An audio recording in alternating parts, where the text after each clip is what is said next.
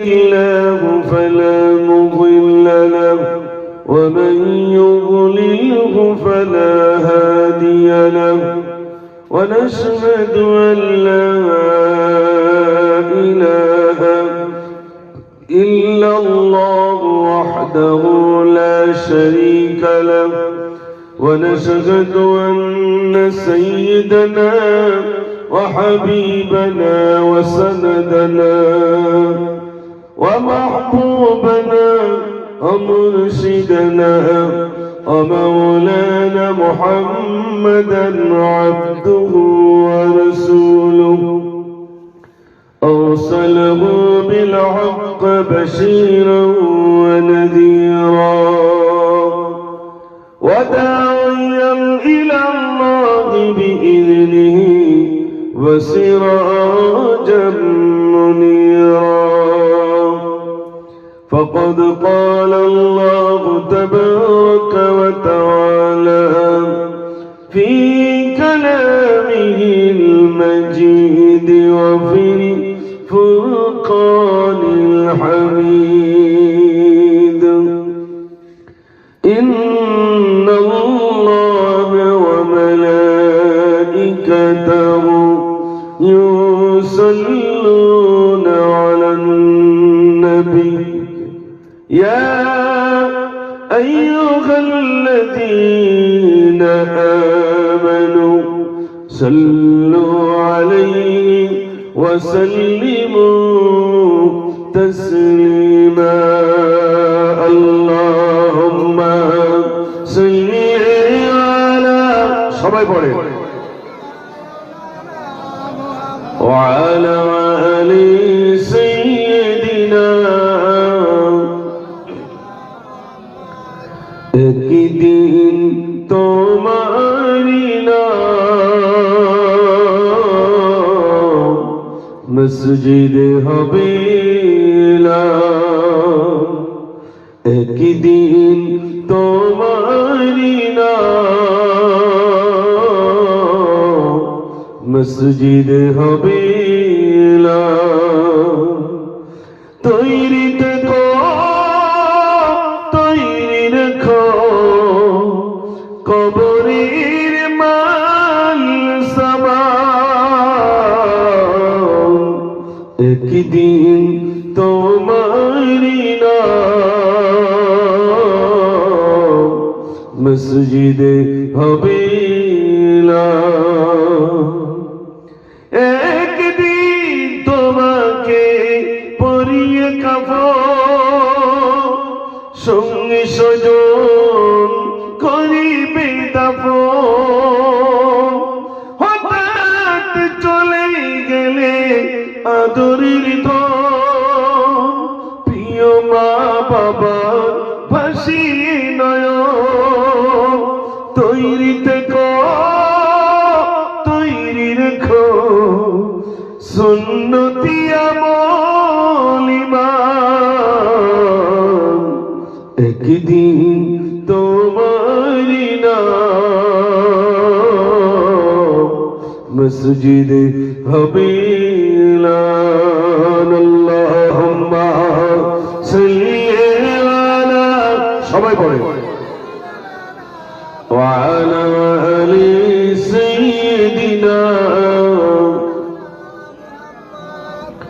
কাদি জয়নাব কাদি কুলসুম কাদি সাকিনা খালিদুল দুল ফিরে এলো হুসাইন এলো না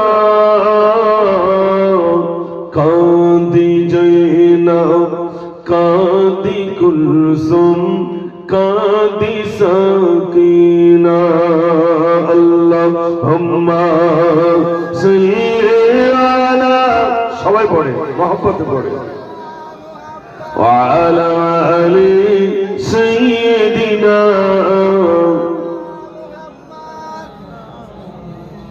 সবাই একটু জিকির করে লা ইলাহা ইল্লাল্লাহ লা ইলাহা ইল্লাল্লাহ লা ইলাহা ইল্লাল্লাহু মুহাম্মাদুর রাসূলুল্লাহ।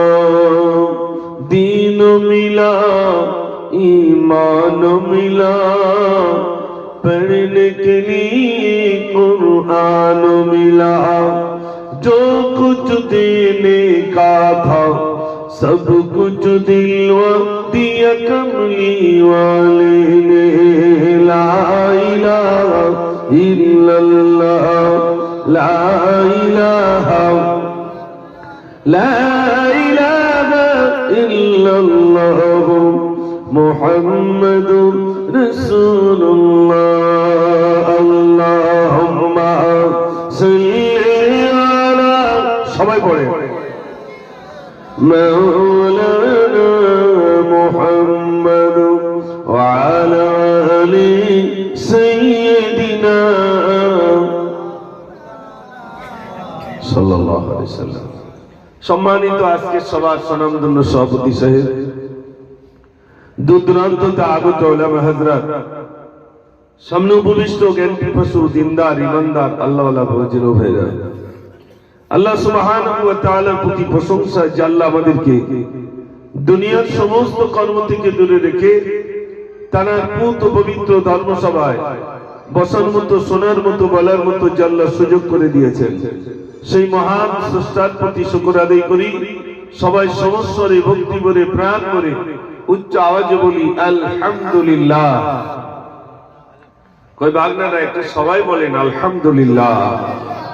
তারপরে জানাই সাইয়্যিদুল মুরসালিন, সাইয়্যিদুল কাওনাইন, খাতামুন নবিয়্যিন জনাবে মুহাম্মদুর রাসূলুল্লাহ, সকলে বলুন সাল্লাল্লাহু আলাইহি ওয়াসাল্লাম। তার প্রতি অগণিত দরুদ ও সালাম বর্ষিত হোক, সকলে বলুন আল্লাহুম্মা আমিন। ডিগ্রিটা চলে গেছে না? আছে সাউন্ড ম্যান একটু এদিকে বেস মানে বেড়ে গেছে তো আপনাদের শুনতে অসুবিধা হবে। যাই হোক, সন্ধ্যা থেকে নিয়ে পর্যন্ত বহুমুখী আলোচনা আপনারা শুনেছেন।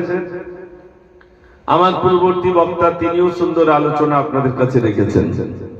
আমি গুনাহগার স্বল্প আলোচনা রাখবো। দিন দিন আপনাদের এই গাজীপাড়ায় যা মিলাদ হচ্ছে, আমি বাড়ি বসে তো শুনছি ভাই, মাইকের আওয়াজ এত, প্রতিনিয়ত জলসা।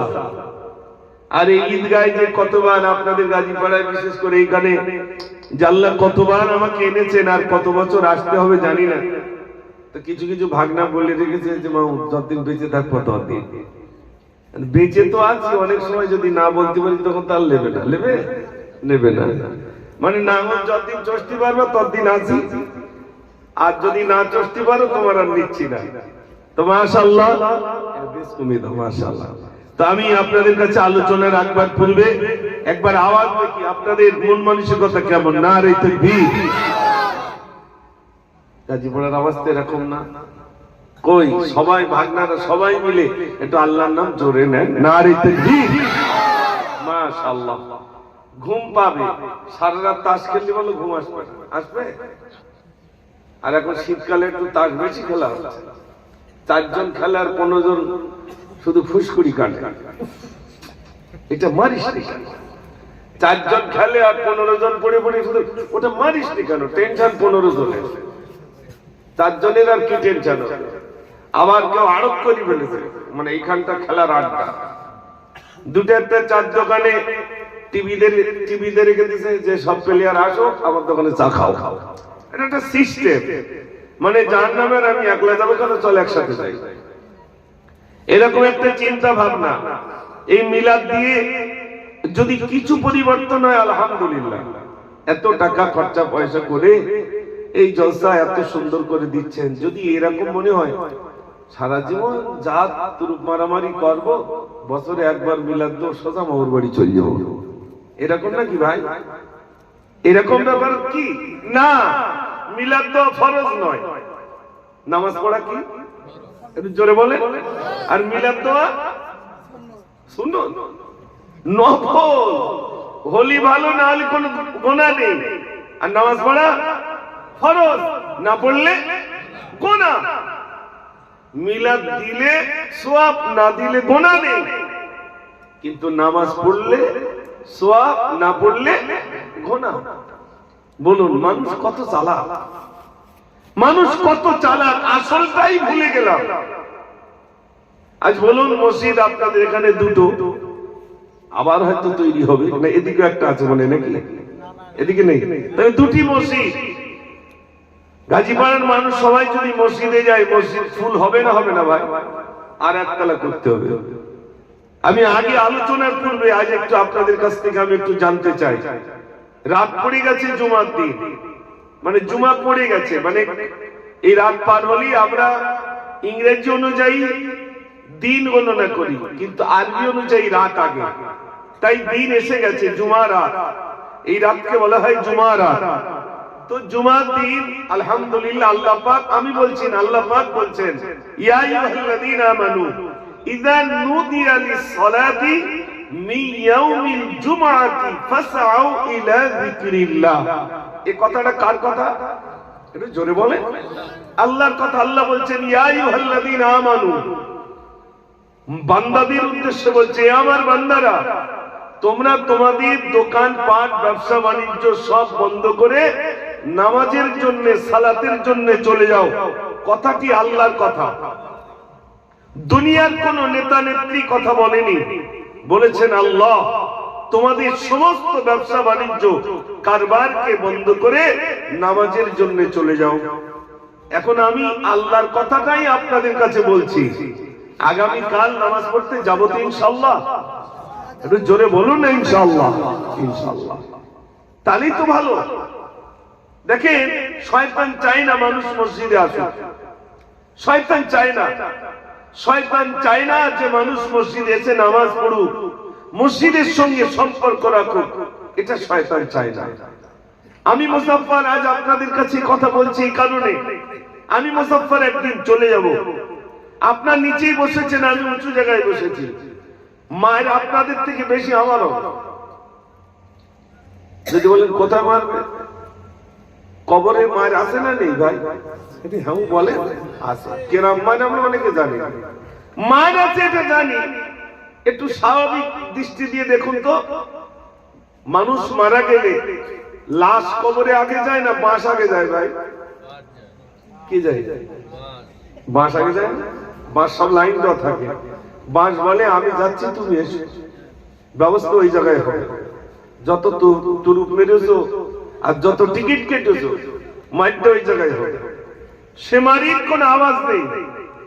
এখন অনেকে মনে করেন হ্যাঁ মামু আবার মারবে, কত কলমাওয়ালা পেলে আর লা ইলাহা ইল্লাল্লাহ মুহাম্মাদুর রাসূলুল্লাহ বলার পরেও বলছে মৌলভী সাহেবরা ভয় দেখায়, বাদ দাও দিন ওনার কথা, এটা বলে না ভাই, বলে মৌলভী সাহেবরা ভয় দেখায়। আসলে এটা ভয় দেখানোর কথা নয় যে মৌলভী সাহেবরা ভয় দেখায়, কত আযাব মনে রাখবেন, কবরের আযাব দুনিয়ার কোন মানুষ শুনতে পায় না, গরু ছাগল তারা শুনতে পায়। কত গরু দেখবেন শিং দিয়ে কবর খুঁড়ে ফেলে, চিৎকার আর্তনাদ। ইমাম গজ্জালী রাহমাতুল্লাহ আলাইহি মুকাশফাতুল কুলুব গ্রন্থের ভিতরে লিখেছেন, মানুষ যখন ইন্তেকাল করে ওই খাটিয়ায় করে যখন নিয়ে যাওয়া হয় চিৎকার দেয়, কোথায় নিয়ে যাচ্ছ আমাকে, কোথায় নিয়ে যাচ্ছ? এই কথাগুলো অত সহজে বুঝে আসবে না, আপনাদের ব্রেনের ভিতরে ঢুকবে না। আবু জেহেলেরও ব্রেনের ভিতরে ঢুকতো না, বাদ দাও দিন মৌলভী সাহেবরা ভয় দেখায়। আবু জেহেল মার্কা কিছু আছে তো, এখন চার দোকানে গিয়ে বলে বাদ দাও দিন, মরে গেলুম তো হয়ে গেল। তাই ছেলের বলে গেছে খোকা আমি মরে গেলি লাশ পুড়িয়ে দিবি, আর অর্ধেকটা ছাই নদীর পানিতে গুলে দিবি, আর অর্ধেকটা ছাই পাহাড় চূড়ায় উড়িয়ে দিবি, আল্লাহ যেন আমার এক জায়গায় না করতে পারে। কত চালা! আপনাদের কি মনে হয় আল্লাহ এক জায়গায় করতে পারবে না? পারবে না? একটু জোরে বলে পারবে না? ওর কি বুদ্ধি, ও বলছে অর্ধেক ছাই পানিতে গুলিয়ে দে আর অর্ধেকটা ছাই উড়িয়ে দে, আল্লাহ যেন এক জায়গায় না করতে পারে। আল্লাহ বলছেন আমি পাহাড় তৈরি করলাম, ওয়াল জিবাল আওতাদা, পাহাড়কে প্রেকের মতো গেড়ে দিলাম, ওই পাহাড়কে যখন বানালাম কোন ফায়াকুন হয়ে যাও, সঙ্গে সঙ্গে তা হয়ে গেছে। একটু জোরে বলুন না সুবহানাল্লাহ। আল্লাহ এত কিছু তৈরি করেছেন। আল্লাহ রাব্বুল আলামিন বলেন আসমান তৈরি করলাম, বললাম কুন ফায়াকুন হয়ে গেল, জমিন তৈরি করলাম, বললাম কুন ফায়াকুন হয়ে যাও, হয়ে গেল। পাহাড় তৈরি করলাম, বললাম কুন ফায়াকুন হয়ে যাও, হয়ে গেল। যা কিছু তৈরি করেছি শুধু বলেছি কুন ফায়াকুন হয়ে যাও, হয়ে গেল। কিন্তু যখন মানুষ তৈরি করলাম, কুন ফায়াকুন দিয়ে তৈরি করি নাই, বরং আমার কুদরতি হাতে আমি আমার বান্দাদেরকে বানালাম। এত সুন্দর করে আল্লাহ বানিয়েছে, এত সুন্দর করে আল্লাহ বানিয়েছে। বিশ্বনবী সাল্লাল্লাহু আলাইহি সাল্লাম 23টা বছর ধরে মেহনত করেছেন। হায়াতে ছিলেন 63 বছর। 63 বছরের ভিতরে 40টা বছর তিনি তার যৌবন কাল, এবং এই 40 বছর আগে তিনি নবুয়ত পাননি, 40 বছর পর তিনি নবুয়ত পেয়েছেন, নবীর দরজা পেয়ে গেছেন। পূর্বে ছিলেন নবী, কিন্তু ঘোষিত তিনি এলান করেননি যে আমি নবী। 40 বছর পরে তিনি মানুষের দুয়ারে দুয়ারে মাত্র 23 বছর ধরে মেহনত করেছেন। কত বছর ভাই? 23 বছর। 23 বছরের ভিতরে দেখেন না, মক্কাটা ছিল জাহিলি যুগ। সেই মক্কায় যেখানে মানুষ মদ খেত, জুয়া খেলতো, টিকিট খেলতো, নারী হত্যা করত, ব্যভিচার খেত, মদে ডুবে থাকতো, রাসূল করিম সাল্লাল্লাহু আলাইহি সাল্লাম 23 বছরের মেহনতে মদখোরেরা মদ খাওয়া ছেড়ে দিল, জুয়া যারা খেলতো জুয়া ছেড়ে দিল, যারা টিকিট খেলা করতো তা ছেড়ে দিল, যারা মেলায় যেত সেটাও ছেড়ে দিল। 23 বছরের ভিতরে মানুষ দলে দলে ইসলামের সুশীতল ছায়া তলে আশ্রয় নিয়ে ইসলামের কলমা পড়ে মুসলমান হয়ে গেলেন। জোরে বলুন সুবহানাল্লাহ। রাসূল 23 বছর মেহনত করেছেন। 23 বছর পর রাসূল বলছেন আনা খাতামান নবিয়্যিন, আমি হলাম শেষ নবী, লা নবিয়্য বাদি, আমার পরে আর কোন নবী আসবে না। নবী আসার দরজা বন্ধ। আপনাদের কাছে, ভাগনাদের কাছে আমার আবেদন, ভাইদের কাছে, সে যুগে মদ ছিল, এই যুগে আছে না নাই? সে যুগে জুয়া খেলা ছিল, এই যুগে আছে না নাই? সে যুগে টিকিট খেলা ছিল, এই যুগে আছে না নাই? সে যুগে নারী হত্যা হতো, এই যুগে আছে না নাই? কোনটা নাই একটু বলতে পারবে? বরং আরো সে যুগে যা ছিল এই যুগে আরো বেড়ে গেছে। তাহলে বলবে কে? মদের বিরুদ্ধে বলবে কে? মমতা ব্যানার্জি, নরেন্দ্র মোদী? কেউ বলবেন না। মদের বিরুদ্ধে বলবেন কারা? টিকিটের বিরুদ্ধে বলবেন কারা? নারী হত্যার বিরুদ্ধে বলবেন কারা? ব্যভিচারের বিরুদ্ধে বলবেন কারা? তানারা হলেন ওয়ারাসাতুল আম্বিয়া, আলেম ওলামারা। তানারাই বলবেন, তানারা বলবেন মৃত্যুর আগ পর্যন্ত, কিয়ামত পর্যন্ত মানুষ মানুষের কাছে নসিহত করবে। আমি আপনাদের কাছে বলবো, এখানে আপনারা এখানে যারা আছেন সত্য করে একটু বলবেন। বসিরহাট থানা, আমাদের মিনাখা থানায় যাবেন, থানায় গিয়ে দেখবেন লকাবের ভিতরে 10 জন আছে, 10 জনের ভিতরে গুনে গুনে দেখবেন 8 জন মুসলমান। সুবহানাল্লাহ বলবেন নাকি? আয় বলতে সুবহানাল্লাহ। লকাবে 10 জন, 8 জন মুসলমান, তো বলতে সুবহানাল্লাহ। মানে কখন সুবহানাল্লাহ বলতে মুসলমান জানি না আমরা। এক জায়গায় মিলাদে গেছি, তা মিলাদে গেলে সবাই সালাম দেয়, আমাকে সালাম দিয়ে আসসালামু আলাইকুম আসসালাম, হাতে হাত দিয়ে বলছে মিনহা খালাকনাকুম ওয়া ফিহা নুঈদুকুম। আমি বলতে কি সর্বনাশ! আমি বলবো চাচা মরি আগে তারপর মাটি দিয়ে, তো খোকাছে ভুল হয়ে গেছে। মানে কখন কি বলতে হয় এটাও জানলাম না। কখন সুবহানাল্লাহ, কখন মাশাআল্লাহ, কখন জাযাকাল্লাহ, কখন ইনশাআল্লাহ, এটা শিখতে হবে না? হবে না? তাহলে লকাবের ভিতরে 10 জন, 8 জন মুসলমান, এটা আমাদের বেদনা। বসিরহাট জেলখানায় যান, আমাদের তো জেলখানার ইমাম সাহেব দিন ইসলাম বৈদ্য, মনোদ্দিন ইসলাম সাহেব, ওনার কাছে শোনা 300 যদি জেলে থাকে 250 মুসলমান। নেড়ুলি কোরেক্স বিক্রি হচ্ছে, ওই কোরেক্স যারা কেনে সব ওই আদিবাসীরা, তাই তো? আর কেউ কথা বলতেছ না। আজ একটু মিলাদ হবে, হয় টিউ বাস্ত হবে, আর নাই টিউ লিক সারাই হবে, দুটোর একটা। হয় মুজাফফরের আশা শেষ, আর নাই লিক দুটো একটা সারাই করে বাড়ি যাবো ইনশাআল্লাহ। গজল আজ অত সহজে বলতে নেই, মামু শুধু গজল বলো, আজ লিক সারাই করবো, তারপর হাওয়া দেবো। একটু জোরে আওয়াজ দেন নারে তাকবীর। তাহলে বলুন, সিরাপ খাচ্ছে, এখন আমি মদ খাই না, বোতল বোতল মেরে দিচ্ছে, আর অল্প বয়সে তার কেটে যাচ্ছে। ব্রেনের তার, পায়ের তার, আর হাঁটতে পারে না। Shaukat doctor fail. মাঝে মাঝে আমাদের সাথে গল্প হয়, ভাই আর বলো না, দুটো পয়সা হচ্ছে ঠিক, কিন্তু মুসলমান শেষ। এটা দুঃখের কথা বলছি, এটা যন্ত্রণার কথা বলছি, বেদনার কথা বলছি। শুধু আমাদের এখানে নয়, আল্লাহ পাক ভিন্ন ভিন্ন জায়গায় নিয়ে গেছেন। দেখেছি মুসলমান কোন কাজে নেই। ইলেকশনে উইকেট পড়ছে কাদের? মুসলমানের। ওরা বল করে যাচ্ছে আর এরা উইকেট পড়ে যাচ্ছে। উইকেট বোঝেন তো ভাই? উইকেট বোঝেন না? আরে লাশ পড়ে যাচ্ছে কাদের? মুসলমানের। তাহলে বল করছে ওরা, উইকেট পড়ছে আমাদের। বিরাট সিস্টেম তো। কি রাজনীতি করছি? ইয়া করেঙ্গা ত্যাগ করেঙ্গা, সব মুসলমান। বড় দুঃখের কথা, বাঁচতে হবে আমাদের। তাই আমি আপনাদের কাছে বলবো, এখানে আলেম আছে কিনা আমি একটু ট্রাই করতে চাই। শুধু বলে একদল আলেমরা আগে জাহান্নামে যাবে, এখানে আলেম আছে কিনা একটু ট্রাই করি। ভাই মদ খাওয়া কি? একটু জোরে বলে। জুয়া খেলা কি? টিকিট খেলা কি? ব্যভিচার করা কি? নারী হত্যা করা কি? সুদ খাওয়া কি? তাহলে যেখানে সব মাওলানা বসে দিয়েছে, সব তো মাওলানা। কে বলছে মাওলানা না?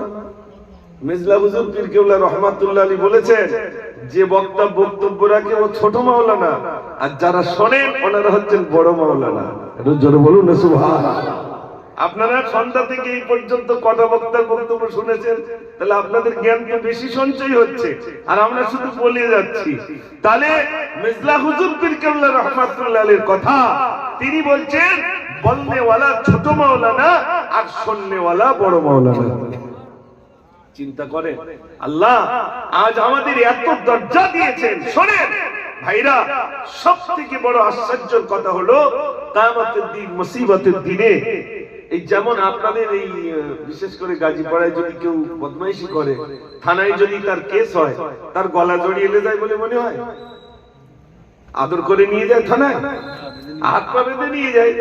তো ঠিক কিয়ামতের দিন আল্লাহ যখন বলবেন নামাজিরা আলাদা হয়ে যাও, নামাজির কাতার আলাদা আর বেনামাজিদের কাতার আলাদা। ও সোনার ভাইরা আমার, আল্লাহ রাব্বুল আলামিন যেদিন কিয়ামতের দিন বলবে জাহান্নামীদেরকে জান্নাতীদেরকে, ভাইরা আমার, ওই হাসরের ময়দানে এবার আল্লাহ রাব্বুল আলামিন বলবেন আমার নামাজি বান্দারা তোমরা আলাদা হয়ে যাও, বেনামাজিরা আলাদা হয়ে যাও। সোনার ভাইরা আমার, বিশ্বাস করুন আল্লাহ রাব্বুল আলামিন কিয়ামতের দিন, মুসিবতের দিনে আমলনামা বলতে একটা করে ডায়েরি আমাদের সবার কবর, সবার গলায় ঝুলবে। ওই ডায়েরিটা কেমন ডায়েরি? আমার 60 বছর জীবনের জিন্দেগির ডায়েরি, কারো 40 বছরের ডায়েরি, কারো 30 বছরের ডায়েরি। জীবনের কর্মজীবনটা ওই ডায়েরি করে গলায় ঝুলিয়ে দেওয়া হবে। কি করেছো আর না করেছো, কতটা টিকিট খেলেছো, কতটা জুয়া খেলেছো, কতটা তাস খেলেছো, কতটা নামাজ পড়েছো, কতটা গরিবের হক তুমি মেরেছো, কতটা ভাইয়ের হক মেরেছো, বোনের সম্পদ তুমি কেড়ে নিয়েছো, ভাইয়ের আমার পিতা মাতাকে তুমি কষ্ট দিয়েছো। ও সোনার ভাইরা আমার, তুমি 20 টাকা দান করেছো, সব কথাটাই এক কথাই, ফামাইয়া'মাল মিসকালা যারাতিন খায়রান ইয়ারা ওয়া মাইয়া'মাল মিসকালা যারাতিন শাররান ইয়ারা। যারা পরিমাণ ভালো কাজ করলে সেটাও তুলে ধরা হবে, যারা পরিমাণ খারাপ কাজ করলে সেটাও তুলে ধরা হবে। এখানে আমরা যারা আছি, আল্লাহ রাব্বুল আলামিন বলছেন উলাইকা কাল আনআম বাল হুম আযাল, উলাইকা কাল আনআম বাল হুম আযাল। যারা দেখেও দেখে না আর শুনেও শোনে না, তারা হলো চতুষ্পদ জন্তুর ন্যায়। কিসের ন্যায় ভাই?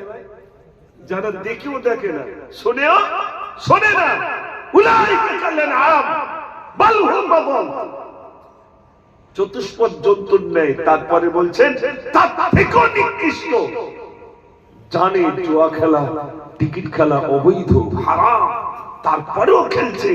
আল্লাহ বলছেন ওই ব্যক্তিদেরকে কেন্দ্র করে বলছেন বাল হুম আযাল, চতুষ্পদ জন্তুর ন্যায়।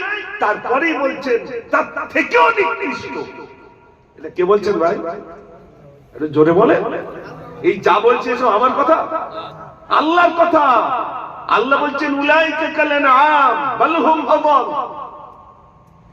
যারা দেখেও দেখে না, যারা শুনেও শোনে না, যারা চতুষ্পদ জন্তু নেই। আমার সোনার ভাইরা, আমার ভাগনারা, যারা টিকিট কাটার জন্য ব্যস্ত, স্বপ্নে বাড়ি তৈরি করুন, টেনশন নেই। স্বপ্নে অনেক ঘর করা যায়, কিন্তু বাস্তবে তা করা যায় না। আপনি স্বপ্নে স্বপ্নে করুন, আপনি যদি বলেন আমার 5 তলা বাড়ি, তা কেউ কেড়ে নেবে না। আর ওই টিকিট কাউন্টারে গিয়ে শুধু রাত দিন আসছে, আর চৈতলেকার 2 লাখ পড়িয়েছে, ওই আশায় আবার কাটতেছে। দেখে ওর পড়িয়েছে, আমার যদি পড়তো কাজ বেঁধে যেত। এই টেনশন করে আপনার তো শরীর খারাপ হবে ভাই। কেন এই টেনশন করছে? একটা টাকাই করুন, হালাল টাকা, ওটা হবে বরকতি টাকা। একটু জোরে বলুন না সুবহানাল্লাহ। আপনি ভালো করে লক্ষ্য রাখবেন, রাসূল বলেছেন সফরে যাওয়ার জন্য, সফরে যাওয়া সুন্নাত। আপনার তো শুধু পিকনিকে যাচ্ছেন, রাস্তা দিয়ে যাবেন, ট্রেনে যাবেন, বাসে যাবেন, মানুষ কিভাবে জীবন যাত্রা করছে দেখবেন। গাজীপাড়ার ভাগনারা, ভাইরা, আপনারা দেখবেন আপনারা কতটা সুখে আছেন, আর সেখানকার মানুষেরা কতটা সুখে আছে। কত রাস্তার ধারে এই বিরাট ঠান্ডায় ছোট্ট একটা টং করে তার জীবন যাত্রা চলছে। ভাইরা আমার, নিচে থাকার জায়গা নেই, স্টেশনে ওই বসার জায়গার নিচে কোন রকমে রাত যাপন করছে। ওগুলোকে দেখুন আর ভাবুন, আল্লাহ তুমি তো আমাকে ওরকম করে রাখতে পারতে, তাছাড়া তো আমাকে সুন্দর করে তুমি বানিয়েছো, আমাকে খাইয়েছো, আমাকে সব দিয়েছো, তারপরেও কেন আমি ওই হারাম জিনিস ওই টিকিট কাউন্টারে যাচ্ছি? রাগ করছেন ভাই? হ্যাঁ না বলেন, রাগ হচ্ছে না? আমি গাজীপাড়ার কথা বলছি, এই যা বলছে আমাদের মালঞ্চ পারের ওই সাইড আমাদের দিককার কথা বলছে না। তোমার বাড়ি যাওয়া মুশকিল বুঝতে হবে। মাও দেখে দেখে আমার কা বলি গেল, তার মানে হ্যাঁ মাও খেয়ে গেল, মাও ভাগনাকে বলবে। আমার ভাগনারা তো একদম আল্লাহ রাস্তা বিরাট ভালো, আলহামদুলিল্লাহ। ওই দুটো একটা এদিক ওদিক রয়েছে বলে একটু আর কি ক্লিক সারাই করছি, তাছাড়া কিছু না। আপনারা এখানে যারা আছেন, বিশ্বাস করুন বাড়িতে শান্তি আসবে না। বেহালালি টাকা। আজকে এই মিলাদে আসার আগে একজন আমার কাছে থলের মধ্যে করে মোরগ নিয়েছে, থলের মধ্যে করে। কারণ কি? বলছে আমি ইঞ্জিন ভ্যালে যাচ্ছি, হঠাৎ করে দেখি কক করে আওয়াজ হয়েছে। এবার আমি ছুটে গিয়ে দেখি থলের মধ্যে একটা মোরগ। তো মোরগ তো আমি খাইনি, তো বলি তুই ভাইয়ের কাছে লে যায়, নাই মাদ্রাসার ছেলেরা খাবে। আমি বলি মাদ্রাসার ছেলেরা খাবে, তার মানে ওটা তো হারাম, ও তো লাওয়ারিস, ওর কোনো ওয়ারিস নেই। যে ওয়ারিস সে যদি বলে নাও, তাহলে নেওয়া বৈধ। ওটা আমার জন্য কি, সবার জন্য কি একটু বলে অবৈধ, ওটা খাওয়া যাবে না, ওটা হারাম। আমি বলছি আপনি বাড়ি নিয়ে যান। তাহলে কি করবো? আমি বললাম সোশ্যাল মিডিয়ায় ভিডিও করে দাও, কার মোরগ তুমি এসে লে দাও। তুমি লেছো। এখন যিনি যা পাবেন, সিস্টেম হলো যদি আপনি 20 টাকা পান, আল্লাহ রাসূল বলছেন ওইটাকে আর 20 টাকা দিয়ে যোগ করে তুমি আরেকজনকে দিয়ে দাও। আপনি 20 টাকা পেয়েছেন, কাউকে পাচ্ছেন না, তাহলে ওর সঙ্গে কত যোগ করতে হবে? আর 20 টাকা। আমরা কি দেই? আমরা দিই না। আমি বলি মোরগ পেয়েছে, আরেকটা মোরগ জোড়া করে দিয়ে দাও। আর কি করবা? তখন বুঝতে পারবে এই সম্পূর্ণ পাওয়া জিনিসে হাত দেওয়া যাবে না।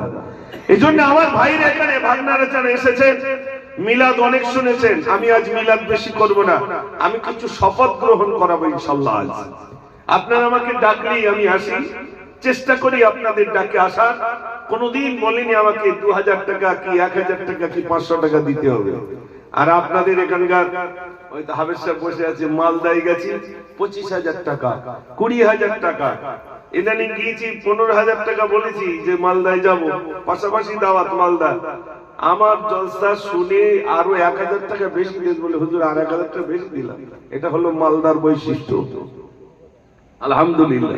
টাকা আপনাদের কাছে চাইতে আসেনি যে আপনি আমাকে টাকা দেন, কিছু কথা বলার জন্য এসেছি। আমার ভাগনারা যারা আছেন, আল্লাহ যেন কিয়ামতের দিন আল্লাহ যেন আমাদের একই সঙ্গে হাসর নাসর করেন। সবাই বলুন আমিন, জোরে বলুন আমিন। আমি বলছিলাম কিয়ামতের দিন, ভাইরা আমার, কিয়ামতের দিন, মুসিবতের দিনে সবাই নফসি নফসি নফসি নফসি করবে। কারুর গলা পর্যন্ত প্রচুর রক্তে হাবুডুবু খাবে, কেউ বা কোমর পর্যন্ত, কেউ বা বুক পর্যন্ত, সবাই হাবুডুবু খেতে শুরু করবে। সবাই চিৎকার দেবে, আল্লাহর কাছে বলবো আল্লাহ তুমি বিচার করে দাও, যদি জাহান্নামে যেতে হয় জাহান্নামে যাব। হাসরের ময়দানে আর সহ্য করতে পারি না। সূর্যের ওই যে সূর্যটা দেখছি ভাইরা আমার, ওই সূর্যটা মাথার উপরে একদিকে কেউ লিখেছেন 1 হাত উপরে এসে যাবে, মাথার কিনগুলো টকবক করে ফুটতে থাকবে। সেদিন সবাই হাসরের ময়দানে ছোটাছুটি করবে। ও সোনার ভাইরা, সেদিন সবাই ছোটাছুটি করবে, কেউ কারোর হবে না, বাপ ছেলের হবে না, ছেলে বাপের হবে না। আপনি যদিও নামাজ পড়েছেন, রোজা রেখেছেন, হজ করেছেন, জান্নাতে যাওয়ার সুসংবাদ পেয়ে গেছেন, কিন্তু এবার ছেলে আর মেয়ে গিয়ে বলবে আল্লাহ আমার আব্বা জান্নাতে যাবে আর আমরা কি জাহান্নামে যাব। কে আটকাবে ভাই? গ্রামের লোক, ছেলে আর মেয়ে, ওরা দুজনকে বললো আল্লাহ আমার আব্বা জান্নাতে যাবে আর আমরা জাহান্নামে যাব। আমার আব্বা কোনোদিন বলিনি, বড় বড় মোবাইল দিত হাতে। আমার আব্বা কোনোদিন আমাকে নামাজের কথা বলেনি। আমার আব্বা কোনোদিন ওই জুয়া খেলতাম আমাকে মানা করেনি। আমি টিকিট কাউন্টারে গিয়ে টিকিট কাটতাম, আমার বাপ আমাকে বলেনি। ও ভাবনা শুনে না, বাপ সেদিন সন্তানের জন্য জাহান্নামে যাবে, ওই মেয়েটা আমাকে জাহান্নামে নিয়ে যাবে। একটা মেয়ে 5 জনকে জাহান্নামে নিয়ে যাবে, তার বাপকে নিয়ে যাবে, তার বড় ভাইকে নিয়ে যাবে। কিরকম মনে হচ্ছে? ইচ্ছা মতো জীবন যত ওরা মেয়ে যা পারে করুক, আমি কিছু বলবো না। বাপের মেয়ে বাপ যা বলে বলে, আমার মেয়েটা আমার ছেলেটা ইচ্ছা মতো জীবন যাত্রা করছে, বাপ হিসাবে গার্জেন হিসাবে কাল কিয়ামতের দিনে কৈফিয়ত দিতে হবে না? হবে না? একটু জোরে বলেন, কেন মনে হচ্ছে কৈফিয়ত দিতে হবে না? ছেলে দিয়েছেন কে? নরেন্দ্র মোদী। কে দিয়েছেন বলে? তাহলে আল্লাহ যদি দেয় তা আল্লাহ হিসাব নেবেন না? আল্লাহ ছেলে দিয়েছেন, মেয়ে দিয়েছেন, সম্পদ দিয়েছেন, যৌবন দিয়েছেন, আল্লাহ প্রত্যেকটা হিসাব নেবেন, প্রত্যেকটা হিসাব নেবেন। 1 ইঞ্চি পরিমাণ চাওয়ার ক্ষমতা বান্দার থাকবে না। আল্লাহ সেদিন কাহ্হার হয়ে যাবে, রেগে যাবে। কিয়ামতের দিন যেদিন সব পড়ে যাবে, আল্লাহ আজরাইলকে বললেন আজরাইল আর কেউ জীবিত আছে? আজরাইল বলবে আল্লাহ আমি শুধু জীবিত আছি। আল্লাহ সেদিন আজরাইলকে বলে আজরাইল তুইও মরে যা। আজরাইলও মরে যাবে, কেউ থাকবে না, আল্লাহ একাকী থাকবে। আল্লাহ সেদিন বলবে কে আছো রাজত্বের মালিক? কে আছো? নিজেকে খোদাই দাবি করেছিলে, আজকে আছো? আল্লাহ সেদিন একাকী থাকবেন, কাহ্হার হয়ে যাবে, রেগে যাবে। আল্লাহ সেদিন রেগে যাবে। এরপরে আল্লাহ রাব্বুল আলামিন হযরত ইসরাফিল আলাইহিস সালাতু ওয়াস সালাম কে বলবেন ইসরাফিল তুমি সিংহায় ফুৎকার করো। সেদিন সবাই কবর থেকে নিজ নিজ কবর থেকে উঠতে থাকবে। যারা মুমিন হবে তারা চোখ ডলতে ডলতে উঠবে আর বলবো আল্লাহ তুমি এত তাড়াতাড়ি ডেকেছো কেন? আমি তো ঘুমোচ্ছিলাম। একটু জোরে বলুন না সুবহানাল্লাহ। আপনার এখানে যারা আছেন 50 বছর কষ্ট পেতে চান না অনন্ত কাল কষ্ট পেতে চান? ভাই একটু কথা বলেন আমার সাথে। 50 বছর কষ্ট পেতে চান না অনন্ত কাল কষ্ট পেতে চান? 50টা বছর। একটু 50টা বছর কষ্ট করুন না, একটু কষ্ট করুন। বিরাট আরাম প্রয়োজন নেই। 50টা বছর যদি কষ্ট করতে পারেন আল্লাহ পাক অনন্ত কাল আরাম আপনার আমার জন্য রেখে দিয়েছেন। জোরে বলুন না সুবহানাল্লাহ। কোন আরাম? বিশ্ব নবী সাল্লাল্লাহু আলাইহি ওয়াসাল্লামকে আল্লাহ রাব্বুল আলামিন জান্নাত দেখালেন, জাহান্নাম দেখালেন, সব কিছু দেখালেন মিরাজে। এবার বিশ্ব নবী সাল্লাল্লাহু আলাইহি ওয়াসাল্লাম আল্লাহ রাব্বুল আলামিন বললেন হাবিব আপনার উম্মতের জন্য আমি সুন্দর সুন্দর নিয়ামত রেখে দিলাম, সুন্দর সুন্দর নিয়ামত রেখে দিলাম। বিশ্ব নবী মুস্কি আসলেন। আপনার এখানে যারা আছেন বলুন আপনাদের জন্য যদি সুন্দর উপহার রেখে দেওয়া হয়, আর যদি বলেন ভাই আপনার ছেলের জন্য আপনার চাচার জন্য এই সুন্দর উপহার রাখা আছে, আপনি তেমনি খুশি হয়ে যাবেন। বিশ্বনবী সাল্লাল্লাহু আলাইহি ওয়াসাল্লামকে আল্লাহ রাব্বুল আলামিন দেখালেন হাবিব আপনার উম্মতের জন্য আমি বিরাট বিরাট নিয়ামত রেখে দিলাম। একটু জোরে বলুন না সুবহানাল্লাহ। 50টা বছর একটু কষ্ট করো। একটা টাকা আয় করো, কারোর টাকা আমি জীবনে হস্তক্ষেপ করব না, কারোর জমিতে হস্তক্ষেপ করব না, কারোর টাকায় আমি হস্তক্ষেপ করব না, কারোর জীবনে ইচ্ছাকৃত আমি মারব না। আমার হাতের দ্বারাই, আমার কর্মের দ্বারাই কোনো মানুষ যেন আঘাতপ্রাপ্ত না হয়। সে মানুষ আপনাদের গাজীপাড়ায় জন্ম নিয়েছে, দুনিয়া থেকে বিদায় হয়েছেন। যদিও আমি শুনছিলাম যে আপনারাই গল্প করেছেন, একজন মুরব্বী ছিল না যিনি জুমার দিনে আপনাদের কাছে বলে গিয়েছিলেন যে আমি অমুক দিন দুনিয়া থেকে চলে যাব, বলেছিলেন কি না? হ্যাঁ না বলেন? বলে গিয়েছে তার জীবন যাত্রাটা তিনি শিক্ষা দিয়ে গেছেন আপনাদের জন্য, শিক্ষা দিয়ে গেছে। তা আমি আপনাদের কাছে বলবো, খাতা তো এসে গেছে, আর বেশি লেট করবো না, কিছু গজল শোনাবো ইনশাআল্লাহ। একটা কথা বলে যাই, আমি একটি বালিকা মাদ্রাসা যেটা তৈরি করেছি সেটা হলো 5 to 8 পর্যন্ত। আমার তরিকুলির মেয়েটা ওখানে যাচ্ছে, 5 পড়ছে। একটা ক্লাসে 10 থেকে 12 জন মেয়ে রাখা হচ্ছে, তাও চৈতল পল্লী মঙ্গল বিদ্যালয় যে মেয়েগুলো ভর্তি হয়েছে তাদেরকে। তার নিমিষ স্কুলে পড়লেও কোনো অসুবিধে নেই। 10 থেকে 12টা করে মেয়ে একটা ক্লাসে রাখা হচ্ছে, যাতে করে এই মেয়েটা উচ্চ শিক্ষায় শিক্ষিত হতে পারে। এরপরেও বাপ ভাবছে তাহলে টিউশন নিতে যাবে কখন? আচ্ছা বলুন, একটা ক্লাসে যদি 12 জন মেয়ে থাকে তারপরেও তার টিউশনই দিতে হয়?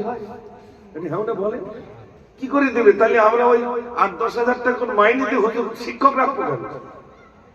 একটা ক্লাসে 10 থেকে 12 জন মেয়ে মাত্র পড়াশোনা করবে, আবার দুপুরবেলা খাওয়া দাওয়ার ব্যবস্থা। মানে শুধুমাত্র কমকে বাঁচানোর জন্য, জাতকে বাঁচানোর জন্য, নিজেদের কলিজার টুকরি মেয়েগুলোকে বাঁচানোর জন্য এই প্রতিষ্ঠানগুলো করা হয়েছে। আপনার যদি সাথ না দেন, টাকা তো চাচ্ছি না, আপনার ওই সুন্দর মেয়েটা, ফুটফুটে মেয়েটা যাতে করে সে সুন্দর শিক্ষা পায়, সে যাতে কোনটা হালাল কোনটা হারাম এটা যেন শিখতে পারে, তার জন্য এই প্রতিষ্ঠানগুলো করা হয়। আপনাদের মেয়েরা স্কুলে পড়ছে, ওই সাবজেক্টেই পড়বে, পাশাপাশি 2-4টে আরবি সাবজেক্ট থাকবে, যাতে করে সে অন্তত কোরআন শরীফটা ভালো পড়তে পারে, একটু উর্দুটা পড়তে পারে, একটু মসলা মশাইল শিখতে পারে, এইটুকু। যদি কারণ এরকম মেয়ে থাকে যোগাযোগ করবেন। আমাদের অলরেডি 50টা বাচ্চা হয়ে গেছে। আমি নিয়ত করেছি 1টা বছর পর আমার পায়ে তেল মলবে, আমার মেয়েটা একটু লাল, সেই দিন খুব নিকটে ইনশাআল্লাহ, ইনশাআল্লাহ খুব নিকটে। 5 to 8 পর্যন্ত আমরা মেয়ে ওই সকালবেলা যাবে, 4টের সময় চলে আসবে। প্রত্যেকের আইডেন্টি কার্ড দেওয়া হবে, দুপুরবেলা খাওয়ানোর সিস্টেম বাচ্চা 5 থেকে 8 পর্যন্ত। আলহামদুলিল্লাহ, আপনি একটু যোগাযোগ রাখবেন। আপনাদের এই পর্যন্ত আসতে পারিনি, তাই আমি আপনাদের খুব প্রচন্ড ভালোবাসি, খোদার কসম দিয়ে বলছি। গাজীপাড়ার এই ভাগনারা যখন বলে আমার অন্যান্য অনেক দূরে দাওয়াতগুলো আমি সেখানে যাই না, বলি না, আমাকে প্রচন্ড ভালোবাসে, আমিও ভালোবাসি। আমি ভালোবাসার স্বার্থে আপনার ডাক দিলেই আপনাদের কাছে আসি। তো এই বার্তাটা আপনাদের কাছে রাখলাম। মেয়েগুলোকে সুশিক্ষা করান, ছেলেগুলোকে সুশিক্ষা দেন। জমি জায়গা 10 বিঘে জমির দরকার নেই, একটা ছেলেকে উপযুক্ত করে গড়ে তুলুন, দেখবেন ওই ছেলেটার দ্বারাই সমাজ উপকৃত হয়ে যাবে। একটু জোরে বলুন সুবহানাল্লাহ। যারা বিরাট জমি জায়গা রেখেছে, খবর নিয়ে দেখেন বাপ রেখে গেছে আর ছেলে শুধু টিপস হয়ে যাচ্ছে। দিচ্ছে না দিচ্ছে।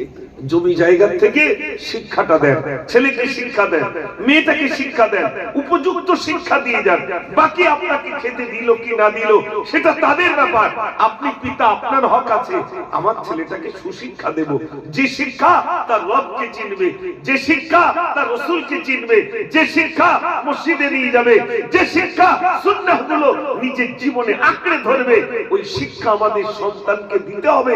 নইলে একদিন মিলাদ দিয়ে কাল থেকে টিকিট কাউন্টারে যাওয়া বন্ধ হবে। অত সহজ না ভাই। তা যদি হতো, নূহ নবী একদিন নয় 9.5 বছর ধরে দাওয়াত দিয়েছে, মাত্র 40 জন আল্লাহ বলনেওয়ালা হলো। যাই সামনে আয়, গজল শোনাবো। ওই কুচো কাঁচা কোনো কই সব ভাই, সে কুচো কাঁচা আজকে নেই নাকি তারা? হ্যাঁ, ওই কুচো কাঁচারা সামনে এসো, এবার আমি গজল শোনাবো। হ্যাঁ সামনে বসো, হ্যাঁ বসো, সামনে এসো। ওই ছোট গুলোর একটু সামনে দেন, ওরা একটু তকবির দেবেন না তো। হ্যাঁ এসো এসো, তাড়াতাড়ি এসো সামনের দিকে। ওই দেখ সব বসে, আল্লাহ ওরা পিছনে যাই। এসো সামনে এসো, মাশাআল্লাহ, একটু তকবির দেন, নারে তাকবীর। আমি তো ওদের জন্য। এসো তাড়াতাড়ি এসো, সামনে এসো দাদুরা, দাদুরা সামনে এসো, আর সব ছোট ছোট সব সামনে চলে এসো। আলহামদুলিল্লাহ একটু সেই পড়েন আল্লাহুম্মা সাল্লি আলা ওয়া আলা আলি সাইয়্যিদিনা। মাশাআল্লাহ, দেখেন এরা এখনো জেগে রয়েছে। ওরা আমার এত ভালোবাসে, আসলি বলে দাদু এসে গেছে। আপনারাই ভালোবাসা দেখিয়ে দিয়েছেন বলে ওরা ভালোবাসে, তাই তো নাকি? আপনারা দেখিয়ে দিয়েছেন, জানেন আমার আব্বা তো আব্বার মামু হয়, আমার দাদু হয়। তা আপনাদের এই ভালোবাসাটা যদি আমার কাজে লাগবে ওই সময়, যদি জান্নাতে দেখা হয়, তাই তো নাকি? কিন্তু আল্লাহ বলবেন ওয়ানাদা আসহাবুল জান্নাতি আসহাবুন নার, জাহান্নামীরা জান্নাতীরা জাহান্নামীদেরকে দেখতে যাবে। কারা কারা আছে ওখানে একটু দেখে আসি। জান্নাতীরা গিয়ে দেখবে আমার মতো মুজাফফর জাহান্নামে, জিজ্ঞাসা করবে মামু তুমি এখানে কেন? তুই তো গজল বলতি, তুই তো মিলাদ করতে, তুমি এখানে কেন? মামু তখন বলবে মামু আমি তোমাকে বোঝাতাম, আমি আসলে তা করতাম না। আমার ছাড়া জীবন মনে হয়। দুই একজন বলে হুজুর কাছে সিজন পড়েছে, ওরে বাবারে ৩-৪ জায়গায়, আর কত ভিজিট জানিস? আল্লাহ বলছে এসো ভিজিট তোমার করাচ্ছি, আর কত জায়গায় মিলাদ আমি দেখাচ্ছি। আমারও ছাড়নি ভাই, উঁচু জায়গায় বসেছি মনে করছেন ছেড়ে দেবে? আল্লাহ ওরকম নয়, আল্লাহ ওরকম নয় যে মিলাদ করলে তোমাকে ছাড়বো আর না মিলাদ করলে তোমাকে মোটামুটি ওখানে দেবো না। আল্লাহ কালো দেখেন না, ফর্সা দেখেন না, ভেটে দেখেন না, লম্বা দেখেন না, কে কত শিক্ষা অর্জন করেছে তা দেখেন না। তা যদি দেখতেন ফাতেমাতুজ জাহরা রাদিয়াল্লাহু তাআলা আনহাকে কবরস্থ করা হচ্ছে। কবর তুমি কি জানো কাকে শোয়ানো হচ্ছে? হযরত আবু যর গফারি তিনি বলছেন এ কবর তুমি কি জানো কাকে শোয়ানো হচ্ছে? কবর থেকে গায়েবী আওয়াজ আসছে, আমি কাউকে চিনি না, কাউকে চিনি না, যে আমল করে এসেছে আমি তাকে চিনি, তার সঙ্গে সদ্ব্যবহার করব, আর যিনি বদআমল করে এসেছেন আমি তার সঙ্গে খারাপ ব্যবহার করব। রেহাই নাই। এই জন্য কে আলেম কে দরবেশ কে সুফি, ওইখানে আপনাদের ভালোবাসাটা ওই সময় গ্রহণযোগ্য হবে যদি আল্লাহ জান্নাত দিয়ে দেন, তাই তো নাকি ভাই? আমার এই বক্তব্য, আমার এই গজল বলা সার্থকতা তখন হবে আল্লাহ যদি তার জান্নাত দেন। তা আমি গজল শোনাবো ইনশাআল্লাহ। দেখি একবার তাকবীর দেন, নারে তাকবীর। এখনো হয়নি, একটু সবাই মিলে দেন নারে তাকবীর। আগামী বছরের জন্য সবাই জানে মামু আসলে কিছু চাইবে। এখন প্রথমেই আমি হয়তো একটু বড় বড় বলে ফেলেছি, হয়তো হাত কম উঠবে, কিন্তু দেখতে চাই আমার ভাগনারা কে প্রথম চান্স একটু হাত তুলে বলবেন। ইনশাআল্লাহ আমি চালটা ওই অবস্থা চাল লাগে 4 বস্তা ও চাল একদম দিয়ে দেয়। মাশাআল্লাহ কে দেয় না?